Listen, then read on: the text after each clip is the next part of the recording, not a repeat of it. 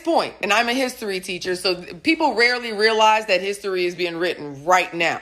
This also goes to explain why they have the attacks within education at this point in time, because all of this stuff that I just said, they damn well know. I want everybody to sit there and close their eyes.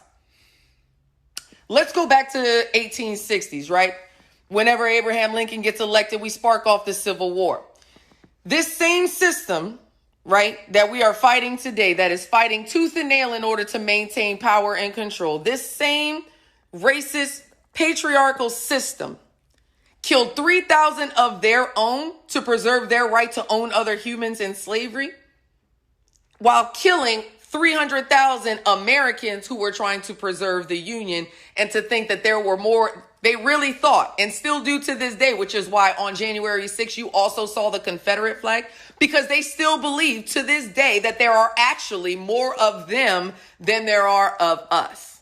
And I don't even like the whole them and us situation. But again, I get to the historical point that history never forgets, right? So close your eyes and imagine being them people. And some people have absolutely no shame. Again, this is why you see the Confederate flag. So close your eyes and remember those people in the Confederacy and wearing those uniforms and doing the atrocities that they did, and how they're remembered in history for doing what they did.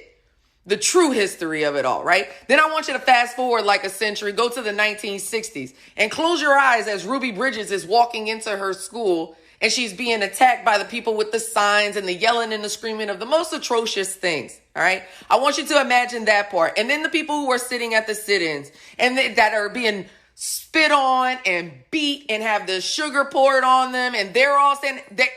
I want you to imagine those people, right?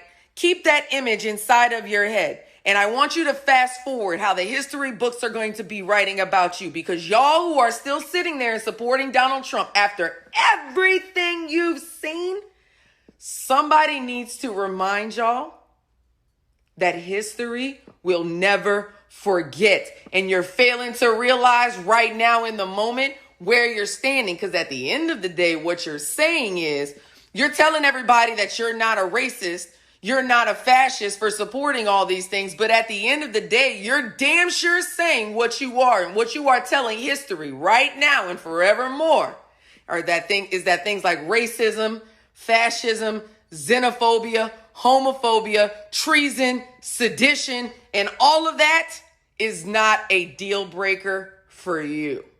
So when your head hits the pillow tonight, as somebody who has spent the overwhelming majority of my life studying history, while you continue on and to promote this big lie and everything, I need you to understand that history will be written on this day, which again explains why you're trying to sit there and control the narrative within school and public education today. And as if history wasn't already on the assault before, as if it already wasn't whitewashed enough, you sit here and continue to attack it even more. Why? Because you know damn well that you want to sit here and control the narrative. But the saddest shit for you is, and I'm sorry for cursing, just like the saddest shit for you is, people like me exist and will never let you forget where the fuck you stood.